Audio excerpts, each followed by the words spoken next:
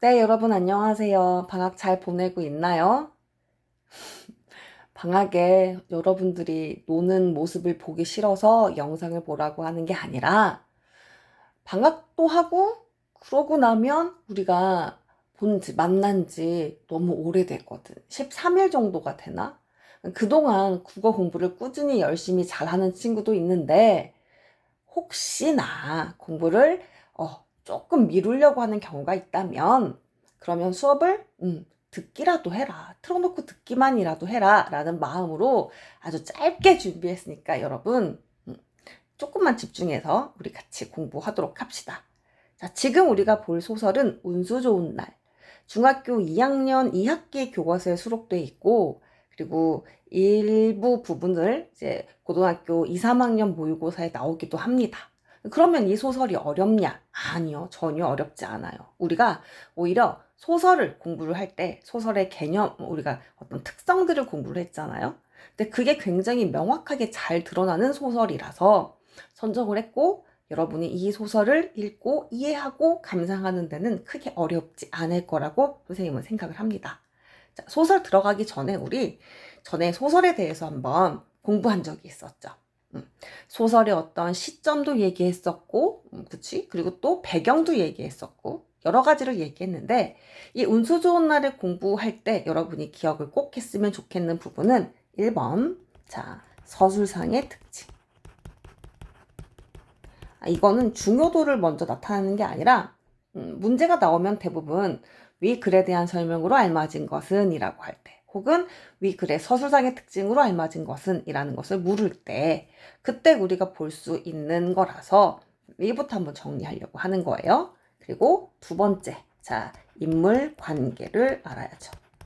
소설을 읽을 때 우리가 인물 관계 혹은 인물들 간의 갈등 내용을 파악하자. 그리고 인물이 말하고 행동하는 걸 통해서 인물의 성격과 심리를 파악할 수 있다라고 얘기했었죠. 그러면 같이 나가는 게 뭐라고? 여러분, 그치. 인물의 성격 혹은 심리 제시 방법을 다시 한번 우리가 복습을 해야 되겠죠. 그 다음에 소설에서 여러분 배경이 굉장히 중요할 때가 있어요. 그 배경의 역할.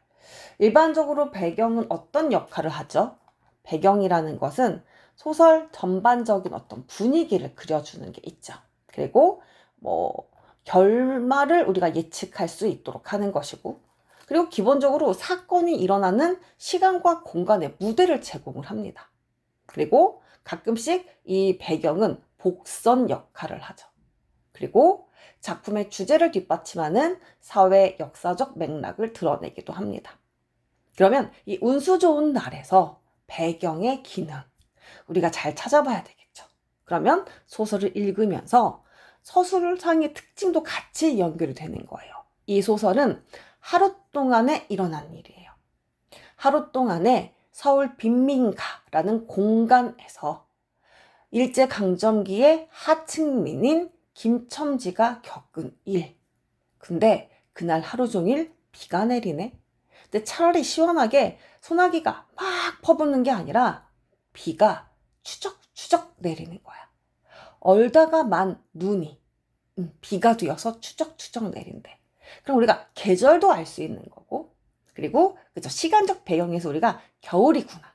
그리고 하루 동안 있었던 일이구나. 근데 세상에 비가 추적추적 내려? 이거 분위기 좀 별론데? 분위기 되게 좀 우울하고 음울한 거 아니야? 이런 거 알 수 있는 거지. 그리고 1920년대 일제강점기 서울 빈민가라는 이 공간적 배경은 일제강점기 하층민의 궁핍한 삶을 아주 사실적으로 보여주고 있구나. 그래서 김첨지가 처음에 출근하는 거잖아. 출근하러 갈 때 아내, 그 아내가 아픈데 약도 못 써. 그리고 김첨지가 살고 있는 방을 묘사한 부분이 있어. 뒷부분에도.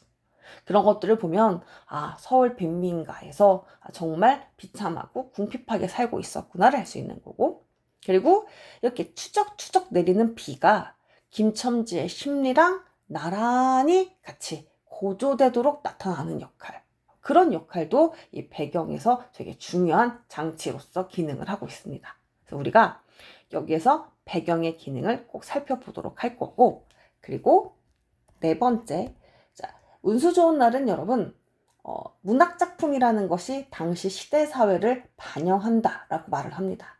그때 이 운수 좋은 날을 가장 많이 예를 들 수 있어요. 일제강점기라는 상황에서 우리 민족이 부유하게 살진 않았을 거잖아. 그치? 그래서 가난하고 비참한 현실을 있는 그대로 그려내는데 그게 작품 속에 아주 잘 보이고 있다는 거지. 그래서 자, 작품 감상 방법으로서 다양한 작품 감상 방법을 적용해서 우리가 이 작품을 이해할 수 있는지, 감상할 수 있는지를 우리가 한번 체크하면서 보도록 하겠습니다. 됐나요? 자, 그러면 우리가 운수 좋은 날, 자, 소설을 같이 한번 펴보도록 합시다. 운수 좋은 날은 여러분, 그때도 말했다시피 소설이 그렇게 어렵지 않다라고 했었으니까 우리가 조금 속도를 내서 보도록 하겠습니다. 그리고 이 운수 좋은 날의 포인트를 먼저 잡았으니까 그 포인트 위주로 봐도 괜찮을 거예요. 그리고 운수 좋은 날에서 중요한 거 하나 더. 이거 뭐냐면 김첨지의 그 심리 제시 방법을 바탕으로 한 심리 변화라고 해야지. 근데 그 심리 변화가 그냥 갑자기 일어나는 게 아니라 이 공간의 이동에 따라서 심리 변화가 일어나거든요. 우리가 그것도 좀 체크해서 보도록 할게요. 그리고 소설에서 당연히 중심 소재가 있겠죠. 그래서 그 중심 소재 기능까지 우리가 한번 자세히 살펴보도록 하겠습니다. 자, 그럼 본문 시작 한번 해볼까요? 자, 새침하게 흐린 품이 눈이 올 듯하더니 눈은 안 오고 얼다가만 비가 추적추적 내리었다. 자, 지금 작품의 배경이 되는 날씨가 어때요? 여기 첫 번째에서 우리가 소설의 발단에서는 뭘 얘기하죠? 발단에서는 배경을 소개하거나 인물을 소개하거나. 근데 여기서 이미 배경 자체가 음산한 분위기지. 1920년대 일제강점기 현실을 암시하는 겁니다. 계속 1920년대라고 자꾸 말을 하는데 그럼 20년대라는 걸 알 수 있는 소재도 있겠네. 그러면 시대를 반영한다라고 얘기했었으니까 그것도 한번 생각해 보세요. 그럼 시대를 알 수 있다는 건 요즘에는 없는 것들이 있을 수 있겠죠. 그걸로 우리가 시대를 알 수 있으니까. 예를 들어서 여러분 혹시 곰방대 알려나? 모르겠어. 그럼 지게 같은 건 알 수 있겠지. 지게. 옛날에 짐을 싣고 사람이 직접 들고 가야 되는데 직접 이렇게 드는 게 한계가 있는 거잖아. 팔로 이렇게 내가 앉기에도 내가 양손으로 들기에도 뭔가 한계가 있어. 그래서 도구를 이용하는 거지. 등에다 가방처럼 매는 거. 그걸 우리가 지게라고 하는데 지금 우리가 지게 보는 게 굉장히 어렵다는 걸 통해서 지게가 있었던 시기를 막 생각을 해보면 정확히 몰라도 옛날이네. 어쨌든 그 지금은 아니구나. 이런 식으로 시대를 알 수 있다는 겁니다. 그래서 여기에서도 시대를 알 수 있는 단어들이 있으니 그런 것들을 우리가 체크하면서 좀 봤으면 좋겠다. 그냥 딱 보더라도 지금 여러분 쭉 읽어봤으니까 알 수 있을 거예요. 뭐가 있느냐? 자, 동광학교, 그 다음에 첫 번에 30전, 둘째 번에 50전. 자, 돈의 단위가, 화폐의 단위가 전입니다. 원이 아니라. 10전짜리 100통화, 서푼, 5푼 이렇게 말을 한다는 것도 우리가 시대 상황을 알 수 있는 거죠. 그래서 작품을 읽을 때 물론 제일 중요한 건 소설은 맨날 선생님이 강조하다시피 갈등의 문학이다. 그러니 등장 인물을 따라가며 읽어라 라고 말을 했었는데 운수 좋은 날은 크게 어떤 외적인 갈등이 아니라 김첨지가 혼자 내면에서 겪는 갈등이 나타나. 왜? 우리가 읽어봤으니까 알잖아. 집에 두고 온 아내 때문에 내적 갈등이 생기는 거지. 아내가 막 붙잡을 때 에이 젠장 맞을련 에이 무슨 오라질련 이렇게 욕을 하지만 사실 김첨지는 아내를 굉장히 사랑하고 있다는 것도 우리가 확인할 수 있을 거라는 거지. 그럼 여기서 잠깐 우리가 인물의 성격과 심리 제시 방법이 뭐가 있었느냐 말해볼까요? 뭐가 직접 제시가 있고, 여러분 이거 영상 들으면서 같이 대답하면 더 좋을 것 같아요. 간접 제시가 있어요. 직접 제시는 어떻게? 서술자가 직접 다 말해주는 거고, 간접 제시는 인물의 말과 행동을 통해서 독자가 추측을 해야 되는 거다. 근데 여기서 보면 김첨지를 봤더니 김첨지 말하는 거 봐봐. 응? 아내한테 막 오라질년 응 하면서 막 뺨 때리고 여기 본문에서. 근데 그리고 나서 김첨지가 에잇 하면서 그냥 나가는 게 아니라 자기도 마음이 아픈 거야. 그래서 자기도 뭐야 눈시울이 뜨끈뜨끈했다는 거잖아. 여기서 봤더니 사실 김첨지가 이렇게 막 비속어 사용하고 폭력 사용에 되게 거친 거 아니야? 되게 폭력적인 거 아니야? 라고 생각을 하겠지만 사실은 아내에게 모질게 대하고 자기도 마음이 아픈 거지. 우리가 흔히 말하는 츤데레 이거야. 속마음과 행동이 일치하지 않아. 오히려 더 이런 상황이 안타깝고 불행한 거지.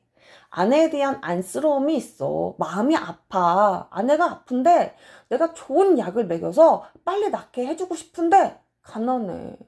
돈이 없어. 그러지를 못해. 거기에 대한 속상함, 미안함 이런 것들이 담겨 있는 거라고 생각하면 돼.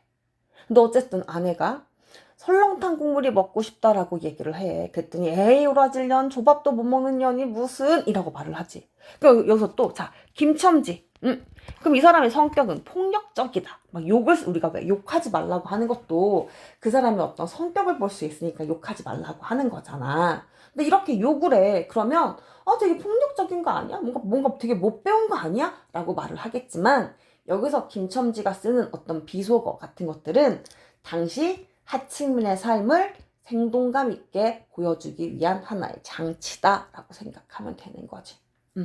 진짜 막 못 배우고 교양이 없고 그래서 욕을 한다기보다 속마음을 봐봐. 아내한테 설렁탕 사주고 싶은데 그러지 못하는 자기 처지가 자기도 속상하고 자기도 미안하고 그런 거야. 그래서 오히려 더 이렇게 표현한 게 아닐까라고 생각을 하면 되겠죠.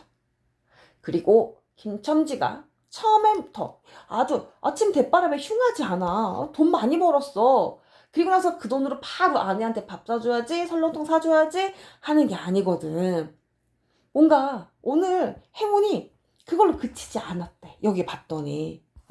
자, 어떻게? 갑자기 어딘가 인력거라고 부르는 거잖아. 그래가지고 뭐야? 예상치 못한 추가 수익이 들어오기 시작했어. 어디까지? 남대문 정거장 오늘날 그 서울역 말을 하는 거야. 대충 지금 가자고 하는 그 어린 학생인 것 같아. 근데 그 학생이 자기 고향 가려고 하는 것 같아. 그래서 기차역 타고 가려고 김첨지를 부르는 거지. 근데 김첨지가 야 잠깐 주저하였다라고 했어. 자, 이거 뭐 김첨지의 내적 갈등이 되는 거지. 심적 갈등이야. 이거 서술자가 지금 다 김첨지의 심리를 말하는 것 같지. 그는 이 우중에 우장도 없이 그 먼 곳을 철벅거리고 가기가 싫었습니까? 처음 것 둘째 것으로 그만 만족하였습니까? 아니다. 결코 아니다. 자, 여기 밑줄 칠까요? 이상하게도 꼬리를 맞물고 덤비는 이 행운 앞에 조금 겁이 났습니다. 김첨지가 지금 주저한 이유가 나왔네. 계속되는 행운에서 느껴지는 불안함. 그리고 아내가 말했잖아. 오늘 제발 일찍 들어와요. 뭔가 이런 거 복선 같지 않아? 무슨 일이 있는 거 있을 것 같잖아. 김첨지가 늦게 딱 들어갔더니 어떤 일이 있었어. 아내가 죽어 있었잖아. 이게 뭔가 그 불안함, 겁이 났던 거, 어떤 거기에 대한 우리가 알 수 있는 작은 힌트들이구나 라고 생각을 하면 되는 거지. 아내가 되게 아프잖아? 근데 그 병든 아내를 두고 나는 아내랑 우리 아이 생계 위해서 일하러 나가야 돼. 그러니까는 아내가 나가지 마요. 나 이렇게 아파요. 라고 하는데 에이 젠장 맞으려면 빌어먹을 소리하고 앉아있어 하면서 나온 거잖아. 그치? 그 아내의 모습이 자꾸 눈에 아른아른 거리는 거야. 아내에 대한 걱정 때문에 정거장? 가야 되나? 말아야 되나? 아내가 자꾸 떠오르는 거든. 이게 김첨지의 내적 갈등이 되는 거야. 그러니까는 그렇게 잠깐 갈등하고 있는 사이에 학생이 재촉하는 거지. 아유 얼마란 말이오. 그랬더니 김첨지가 에이 그래 손님 태우자 결심을 한 거지. 근데 사실 김첨지 형편에서는 사실 말하기 힘든 되게 큰 액수의 돈을 부른 거잖아. 그래서 자기 스스로도 놀랬대. 여기 세상에 자기 입으로 부르고도 그 엄청난 액수에 놀랐다라는 거지. 자기도 모르게 과한 어떤 그 남대문 정거장까지의 요금치고는 조금 과한 거지. 근데 오히려 돈 벌 용기가 병자에 대한 염려를 사르고 말았다. 돈 벌 생각에 아내에 대한 걱정을 없애버렸다는 거지. 에이 뭐 설마 오늘 내로 무슨 일이 생기겠어? 응? 큰 돈 벌고 싶은 마음에 아픈 아내에 대한 걱정을 애써서 떨쳐버리는 거지. 그래가지고 그 너무 좀 비싼 거 아닌가 했더니 아유 아니죠. 여기서 거기 거리가 얼만데요. 그리고 오늘 같은 날 이렇게 비가 추적추적 오는 날은 조금 더 쳐주셔야죠. 그러면서 김첨지가 웃는 거야. 왜? 이렇게 큰 돈 벌게 되는 거 속일 수가 없는 거거든. 그러니까는 자, 이 내적 갈등으로 엄청난 금액을 불렀어. 만약에 우리 그런 거 있잖아. 내가 갈까 말까 망설이는데 한번 큰 돈 불러봐. 뭐 그 정도로 하고 싶으면 내가 하고 그거 아니면 나는 뭐 또 해도 안 해도 그만이니까 이런 마음이었을 것 같아 김첨지가. 근데 그렇게 큰 돈을 준다네? 그럼 뭐야? 어떻게 가야지. 그래서 김첨지가 이제 그 관대한 어린 손님이라고 하잖아.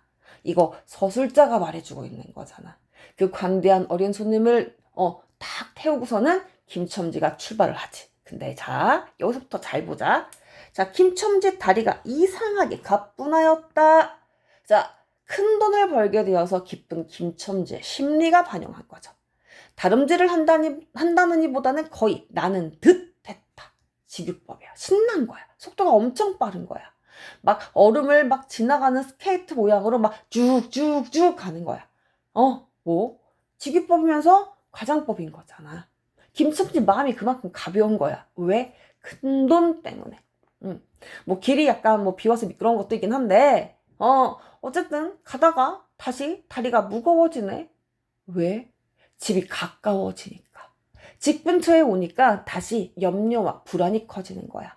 아내에 대한 걱정이 다시 생기는 거지. 바로 이 공간적 배경이 중요한 역할을 하고 있구나 생각을 해야 되겠지. 자, 여기까지 김첨지 그 신난 마음을 알 수 있는 거지. 근데 다시 다리가 무거워지면서 자기 집에 가까이 다다르니까 아내 걱정 때문에 막 엉엉 우는 자기 아들 개똥이 목소리도 들리는 것 같고 그래가지고 이 사람이 잠깐 멈칫하거나 아니면 너무너무 천천히 걸었나 보지. 그랬더니 그때 아이 왜 그러 기차 놓치겠구만. 응? 자 손님이 퇴근하네. 이거 다 뭐야 김첨지 머릿속에서 있었던 일이잖아. 근데 그 김첨지 어떤 머릿속에서 있었던 일 공상이라고 한다면 그걸 깨는 계기가 되는 거지. 아유 왜 이러우. 더 이상 이 생각을 하지 못하게 되는 거야. 언뜻 보니까 정말 김첨지가 자기도 모르게 발걸음이 멈춰 있는 거야. 그래서 예 하면서 다시 달리는 거지. 집이 차차 멀어질수록 김첨지의 걸음에는 다시금 신이 났어. 왜? 집에서 멀어지니까 아내에 대한 걱정을 다시 떨치고 오히려 돈 벌 기쁨이 점점 커지는 거지. 그러면 여기서 자 문제 우리가 생각을 해봐야 되겠지. 자 김첨지의 자기 집과의 거리에 따른 김첨지의 심리 상황을 체크를 해야지. 심리 변화라고 할까? 이걸 우리가 체크해줄 필요가 있을 거야. 집이 멀어질 때, 그리고 집이 가까워질 때, 그리고 다시 집이 멀어졌을 때 김첨지의 심리 변화가 어떠한지. 그리고 김첨지가 자 여기 또 봐봐. 집이 멀어질수록 신난대잖아. 자기 머리에 떠오르는 모든 근심 걱정, 아내에 대한 근심 걱정 이거 다 떨쳐버리고 이제 집중하는 거야. 돈에서. 그래가지고 결국에는 큰 돈을 벌었네.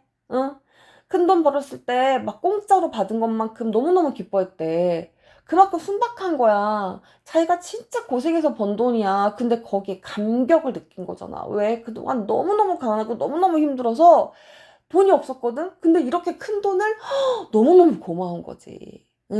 그리고 나서 이제 막상, 우리 그런 거 있잖아. 막 신나게 물놀이하고 놀았어. 옷이 다 젖었네? 노는 건 좋았어. 근데 이제 다 축축하고, 이제 너무 놀아서 힘도 빠지고, 피곤하고, 지치고, 그럼 이제 뭐야? 그때 무슨 생각 들어? 아, 피곤하네. 얘 집에 어떡하지? 이런 생각이 드는 거야. 아, 약간 이제 으스르스 추운데, 똑같아. 김첨지도. 응. 막 으스르스 춥기 시작한 거지. 아까는 너무 신나서 그런 것도 못 느꼈던 것 같아. 근데 뒤늦게 느낀 거지. 아, 이런 50돈이란 돈이 얼마나 괴치 않고 괴로운 것인가. 아, 돈의 이중성인 거야. 큰 돈이긴 한데, 응? 이게 뭐? 뭐야. 그만큼 고생을 했다는 거잖아. 자, 여기에 돈의 이중성 체크를 하면 됩니다. 그러니까 괜히 짜증내는 거야. 에이, 젠장 맞을 것, 응? 에이, 이놈의 비, 왜 남의 얼굴을 때리고 있어? 하면서 괜히, 그냥, 화내는 거야. 뭐, 누구한테 하는 건 아니고. 응. 그리고 나서 김첨지가 이제 자기의 행운을 시험하려고 하는 거지. 오늘은 운수가 뭐라고? 괴상하게도 좋으니까 뭐 뜻밖의 행운 또 한 번 없겠어? 이런 생각이 드는 거잖아. 그래가지고 자 어떻게 됐을까? 우리 읽어서 알지. 처음엔 한번 거절당해. 그치? 아씨 인력거 좀 타시지 않겠어요? 그랬더니 정말 나 귀찮게 왜 그래? 라면서 쫓아낸 손님 하나 있었고 그리고 나서 하다가 좋아 그럼 이제 다른 사람을 찾아야 되겠군 하면서 쳐다봤지. 그리고 나서 정말 김첨지는 또 다른 손님을 태우게 됐지. 그리고 나서 김첨지가 이제 인력거를 매개로 하면서 이제 김첨지의 갈등 심리가 드러나는 페이지가 있어. 그게 어디? 4페이지. 볼까 얘들아? 자 4페이지에서 여기 인력거가 무거워짐에 그의 몸은 이상하게도 가벼워졌고 또 인력거가 가벼워지니 그의 몸은 다시 무거워졌지만 이번에는 마음조차 초조해 온다. 자, 이거 다 김첨지의 심리를 직접적으로 다 누가 말해주는 거야? 서술자가 직접적으로 다 말을 해주고 있는 거지. 여기까지 확인을 했나? 그건 확실히 알고 있어야 되는 거야. 그래서 이 김첨지의 어떤 심리를 다 얘기를 해. 그래서 그러면 뭐 다 서술자가 얘기해주니까 재미없는 거 아닌가? 라고 생각을 하지 않는 이유는 왜? 우리도 같이 긴장감 있게 따라가게 되는 거거든. 그래서 운수 좋은 날이 재밌게 우리가 읽었을 거야 아마. 됐지? 자, 계속 볼게. 다시. 자, 운수 좋은 날 계속 본문 갑니다. 자, 김첨지가 왜 자꾸 다시 뭐야? 인력거가 무거워지면 몸은 가볍고 인력거가 가벼워지면 왜 다시 몸이 무거워지고 그럴까? 이거는 인력거 손님이 있어. 그럼 무겁겠지? 그럼 그때는 돈 벌 생각에 마음이 가벼워. 근데 인력거가 가볍다는 것은 손님이 없네. 그럼 오히려 마음이 초조해지는 거야. 몸도 다시 무거워지는 거고. 왜? 점점점 불안감이 커지는 거지. 이젠 더 이상 막 뭐 더 운이 좋을 것 같은 그런 느낌도 별로 없고 그냥 이제 마음이 초조해지기 시작하는 거지. 그리고 점점 시간이 경과했네. 어떻게?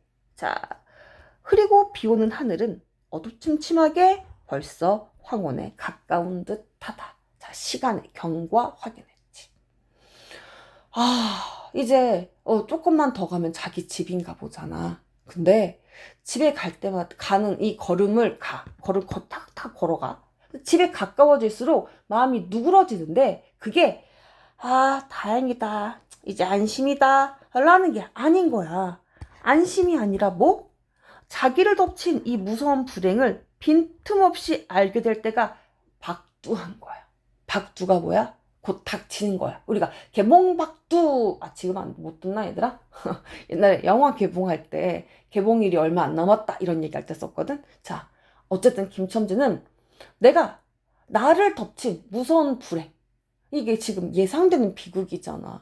뭐 김첨지도 자기도 느끼는 거야. 뭐 아내의 죽음을. 자기도 아내의 죽음을 지금 예감을 했어. 근데 이 예상되는 비극과 만나고 싶지가 않은 거야. 자꾸 미루는 거야. 그래서 그 뒤에 줄 봐봐. 그는 불행이 닥치기 전 시간을 얼마쯤이라도 늘리려고 버르적거렸다. 응. 기적에 가까운 벌이를 했다는 기쁨을 할 수만 있으면 나 정말 오래오래 지니고 싶거든. 나 이 지금 돈 많은 거, 나 이거 정말, 난 즐거움을 더 오래오래 느끼고 싶은 거야. 그리고 주위를 두리번 살폈대. 마치 그 모양은 자기 집, 곧 불행을 향하여 달려가는 게 제 다리를 제 힘으로는 도저히 어찌할 수가 없으니 누구든지 나를 좀 잡아다오, 나를 좀 구해다오 하는 듯 했대. 자, 이 부분. 이게 바로 김첨지가 극도로 불안해진 거야. 그래서 귀가를 두려워하는 김첨지의 심리를 직접적으로 다 보여주고 있는 거지. 그때 자, 김첨지의 눈에 확 들어온 게 있네. 누구? 치삼이. 자, 이 치삼이랑 김첨지의 외양을 대조해서 묘사합니다.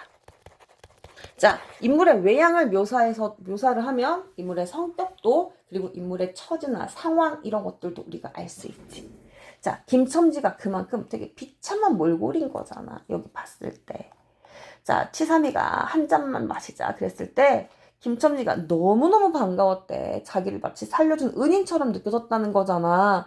왜? 집에 들어갈 시간을 늦출 수 있게 됐으니까. 근데 김첨지를 보고 뭐라 그랬어? 치삼이가 너 좀 그렇게 물에 빠진 생쥐 같아. 응? 그래서 술집 안으로 들어갔네? 야, 자, 이 선술집 어때? 이것만 보더라도 우리도 같이 뭔가 먹고 싶은 느낌이 들지 않니? 생각이? 자, 이 선술집의 풍경을 묘사한 거죠. 열거법입니다. 뭐도 있고. 김첨지 생각해보니까 뭐야? 오늘 하루 종일 굶었네. 하루 종일 일만 했네. 너무너무 배고프겠지. 그래가지고 일단 좋아, 양 큰 거 하나 딱 먹어야지 하고 먹었네. 근데 왜 우리 그러잖아. 한번 우리가 흔히 입 터짐이라고 하지. 그치? 한번 먹기 시작하면 막 뭔가 과식하고 그러는 거 똑같아. 그동안 허기가 너무너무 심했던 거지. 자꾸 막 더 먹게 되는 거야. 그리고 나서 급하게 먹기도 했고 빈속에 술 한 잔부터 먹었잖아. 그러니까 이제 약간 취했네?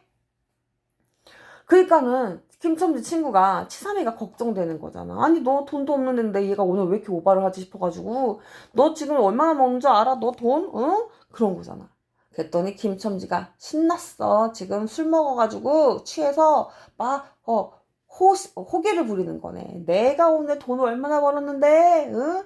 내가 돈을 아주 산더미 같이 벌었어. 내가 오늘 돈을 아주 막 벌었어. 막 이러는 거잖아. 약간 과장했지. 왜 이런 거겠어. 지금 김첨지가 하는 뭔가 불안함 때문에 더 큰 소리 내는 것 같지 않니? 어쨌든 이 선술집의 종업원이 자 치삼이를 힐끔 부는 거야.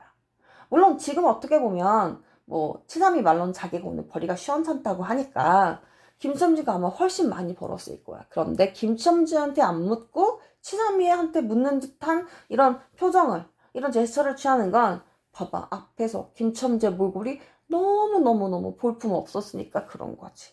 그러니까 김첨지가 이제 화가 나는 거야. 나 돈 없어 보여서 무시하는 거 아니야? 하면서 이제 성내는 거지. 이 오라질 놈들 내가 돈이 없을 줄 알고? 이러면서 막 돈을 확 던지잖아. 근데 그 와중에 김첨지 던진 돈 에잇 하고 하는 게 아니라 돈이 어디 떨어졌나 자기도 모르게 살피는 거야. 왜? 돈 중요하니까. 근데 또 그런 자신을 보니까 에이 더럽다 이런 생각이 들기도 하는 거지. 왜? 내가 너무 돈에 얽매인 것 같은 거야. 그런 게 자기도 막 그게 싫은 거지. 응. 근데 어떡해. 그만큼 돈이 이 사람한테 되게 뭐랄까 급한 거잖아. 되게 중요한 거잖아. 어쨌든 그러니까 괜히 점원한테 이제 화풀이를 하는 거지. 에이 놈들, 내가 돈이 없냐 이 다리 뼈다구로 꺾어 놓을 놈들아. 에잇 이러는 거지. 그래서 돈을 한번 던지네. 에잇 원수의 돈, 에잇 육시의 돈 이러면서 돈한테 욕을 하는 거야. 이게 김첨지의 심리가 반영된 거야. 가난 때문에 아픈 아내한테 설렁탕 한 그릇 바로바로 사주지 못했잖아. 그래서 아픈 아내 놔두고 일하러 오늘 나온 거잖아. 아, 아내가 먹고 싶다고 하는 것도 사주기 어려운 그런 현실에서 느끼는 가장으로서의 어떤 미안함, 서러움. 동시에 나는 이렇게 돈이 필요한데 그 돈이 어쩜 이렇게 안 올 수 있지? 돈에 대한 원망, 증오감, 서러움 이런 수많은 감정들이 압축된 표현이다라고 생각하면 되는 거지.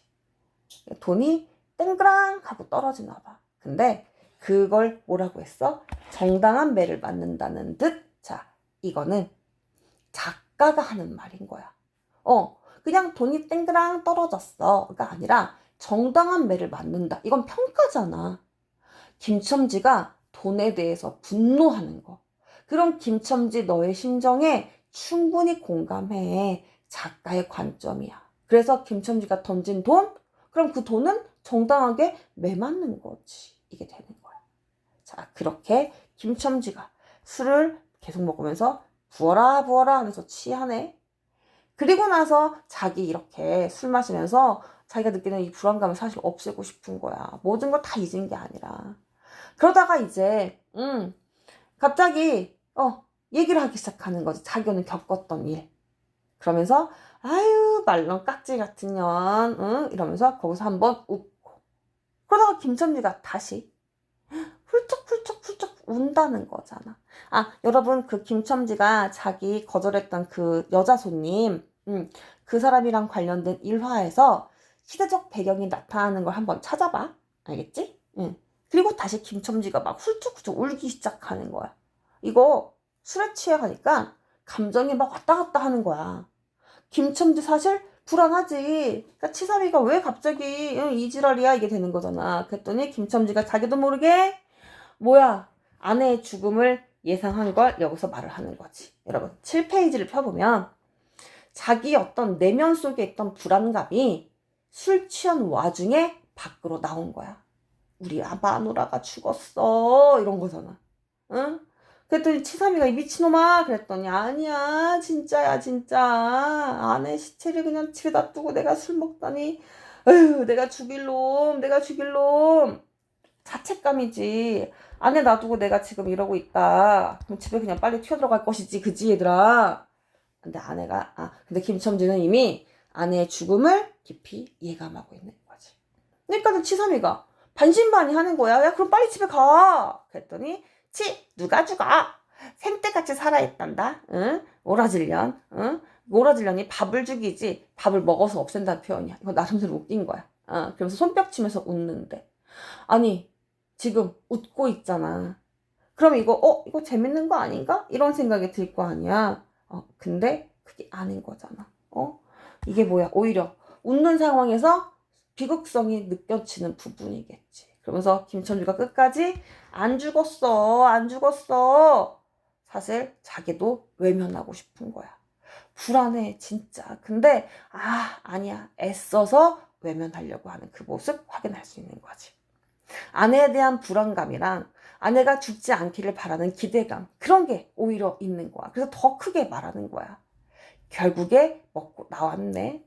그리고 비는 여전히 추적추적 내린다. 자, 여전히 우울한 분위기, 불길한 분위기지.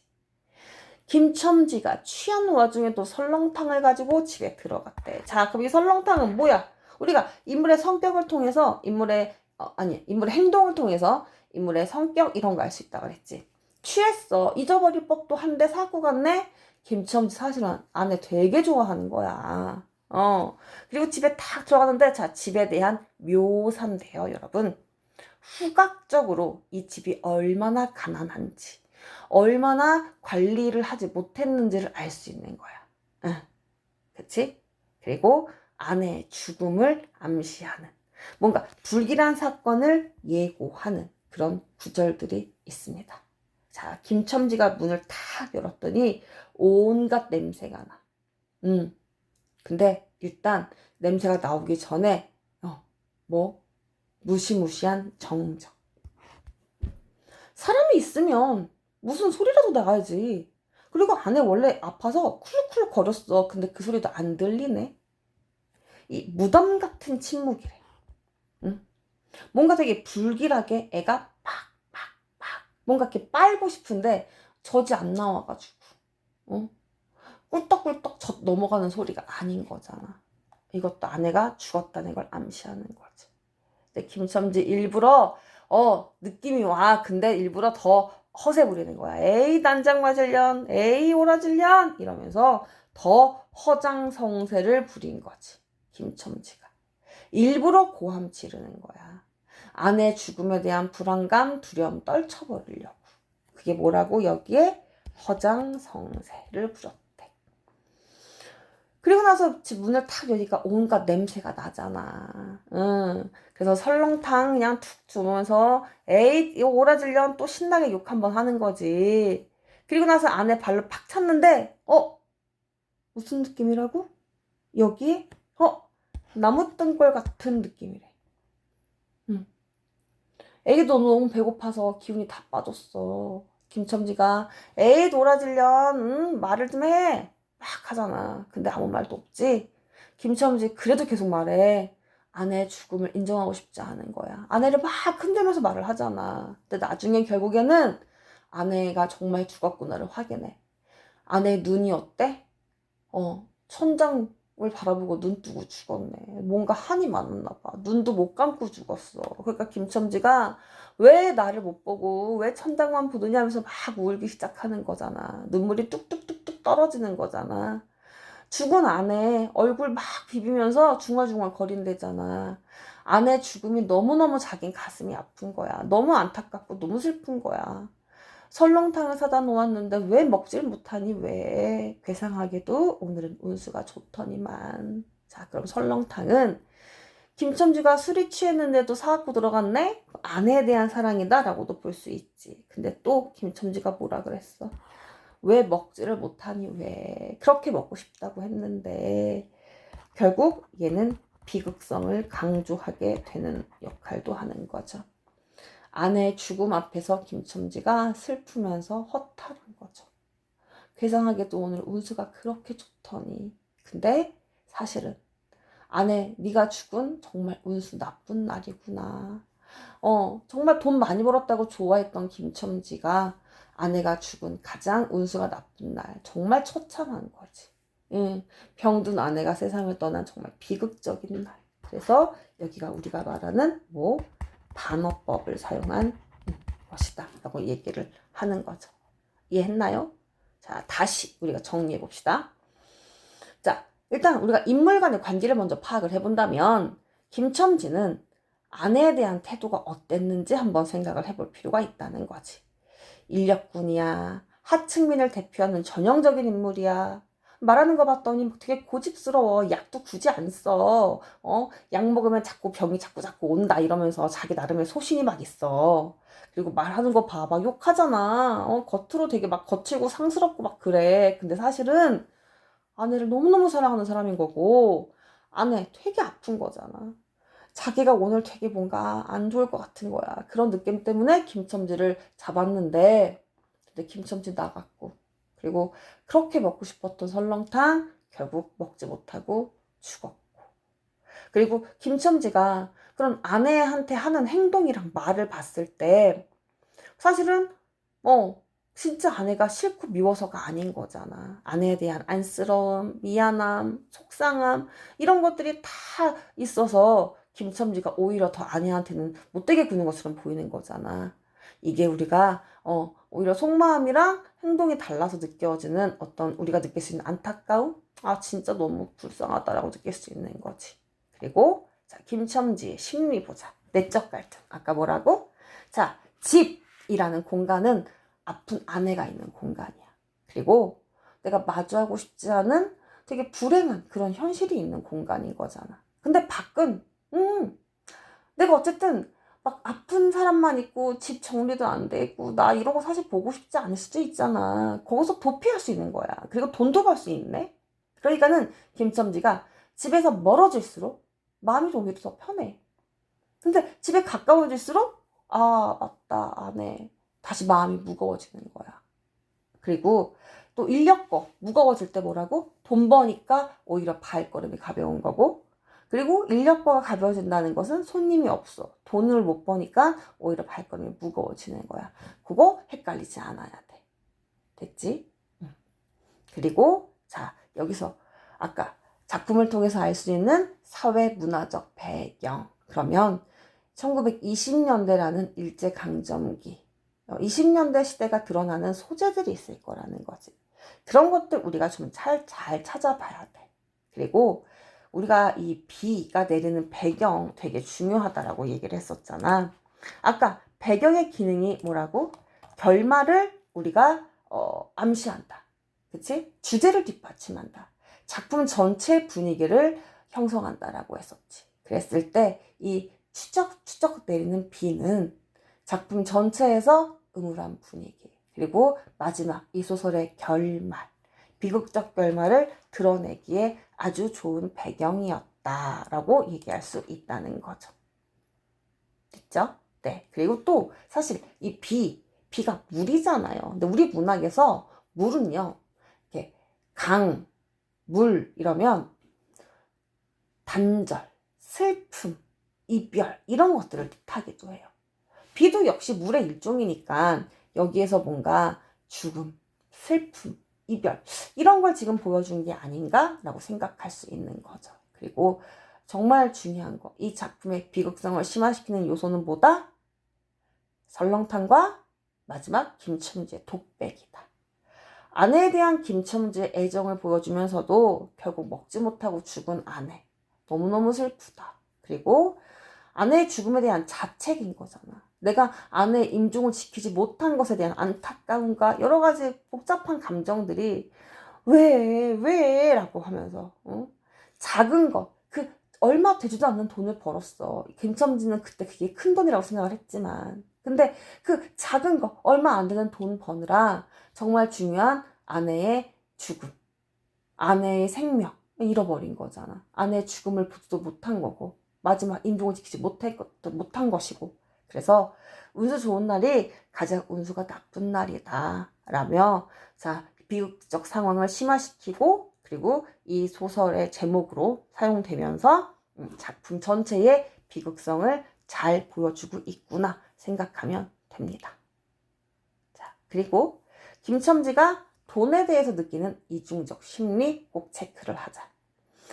아내를 살리고 이 가난을 극복하려면 돈이 꼭 필요한데, 근데 문제는 아내의 병과 궁핍한 내 삶을 생각해 봤을 때 돈이 없어서거든. 아이, 이렇게 된 건 다 돈 때문이야. 그럼 뭐야? 원망스러운 거야. 그래서 돈에 대한 울분, 동시에 돈 잃어버릴까 걱정하는 그런 여러 가지 마음을 잘 보여주고 있구나 생각하면 되고요.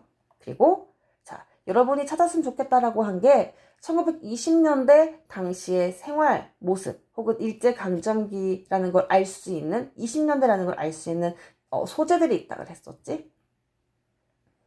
일단 인력거, 전차. 지금은 전혀 아예 볼 수도 없죠. 그리고 아까 말했던 돈의 단위라든지, 그리고 막 고꾸라 양복, 양머리, 서양식 머리 이런 거잖아. 그러니까 이제 막 신문물, 그러니까 서양에서 새로운 문물이 들어오기 시작했구나. 지금은 뭐 우리가 뭐 외국과 우리나라 뭐 유행이나 이런 게 큰 차이가 안 느껴질 정도로 유튜브가 발달하다 보니까, 인터넷도 발달하다 보니까 못 느낄 정도인데, 옛날에는 그런 게 아니었었으니까. 그리고 뭐 옷 입는 것도 서양식 복장이다 이런 얘기를 하잖아. 근데 요즘은 그런 얘기 안 하잖아. 그런 것들. 그리고 당시 하층민들이 얼마나 가난하고 비참하게 살았는지를 이 소설을 통해서 우리가 다 알 수 있습니다. 자, 여기까지 이해됐나요? 자, 스스로 우리가 답하면서 질문에 대한 답을 꼼꼼히 적고 내용 이해를 정확하게 한번 해봅시다. 자, 그게 9페이지, 10페이지고요. 그리고 등장인물, 성격, 김첨지의 상황, 그리고 운수 좋은 날이라는 제목에 나타난 단어와 그 효과, 이걸 좀 자칫 봤으면 좋겠습니다. 그리고 우리가 김첨지, 운수 좋은 날만 공부하는 것이 아니라 우리가 좀 더 깊고 넓은 이해를 했으면 좋겠다라고 생각을 해서 여러분이 나중에 조만간 좀 가까운 시일 내에 또 읽어봤으면 좋겠는 소설들이 있습니다. 여러분, 어떤 걸 추천을 하느냐, 우리가 일제강점기의 도시 하층민의 어떤 뭐랄까 비극적 삶을 보여주는 소설들 뭐가 있냐면 여러분 똑같이 자 하층민의 비극적 삶을 보여주는 소설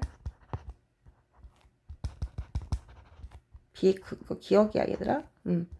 김동인의 감자라는 소설이 있습니다. 그리고 얘는요 이름도 되게 역설적이야.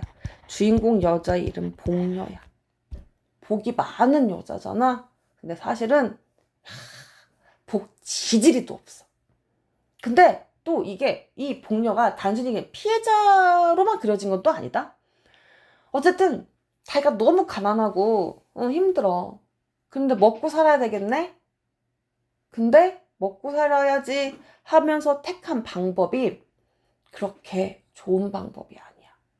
어떤 도덕적인 타락이 나타나기도 하거든. 그래서 운수 좋은 애랑 같이 비교를 한다면 가난이라는 것이 인간을 어디까지 몰아붙이나 인간을 어디까지 타락하게 하나를 보여줄 수 있다는 거지. 그리고 또 뭐가 있냐면 여러분 탈출기라는 소설이 있어요. 가난 때문에 고향을 떠난 농민들의 비참한 삶을 그린 거야. 이거 일제강점기에 우리나라에서 살기 너무너무 힘드니까 어디 딴 데 가면 좀 나아지게 되려나 하고 저기 만주, 간도 이런 데로 많이 우리나라 사람들이 갔거든.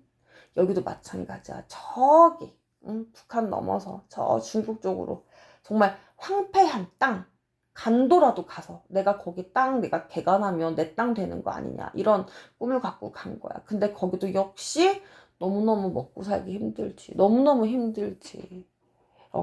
그래서 거기에서 어떤 하층민이 느끼는 어떤 고통 그리고 그런 어떤 뭐랄까 여기에서 농민이 가난 때문에 자기 삶의 터전을 잃고 떠밀려 간 거잖아. 저 먼 데까지. 그런 현실을 보여주는 거야.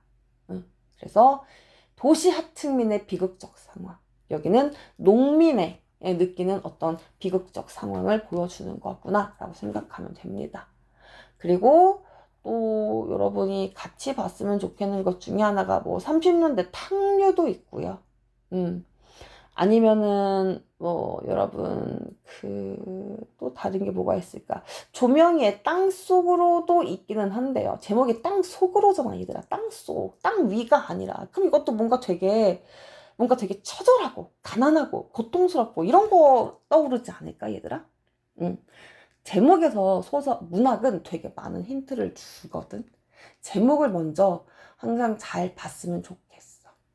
그리고 아까 말했다시피 우리가 문학 작품을 감상을 할 때 어떻게 포인트를 맞춰야 하는지 어디에 포인트를 맞춰야 되는지 우리가 첫 수업할 때 얘기했던 것들 다시 한번 복습하고 그리고 소설은 무슨 문학?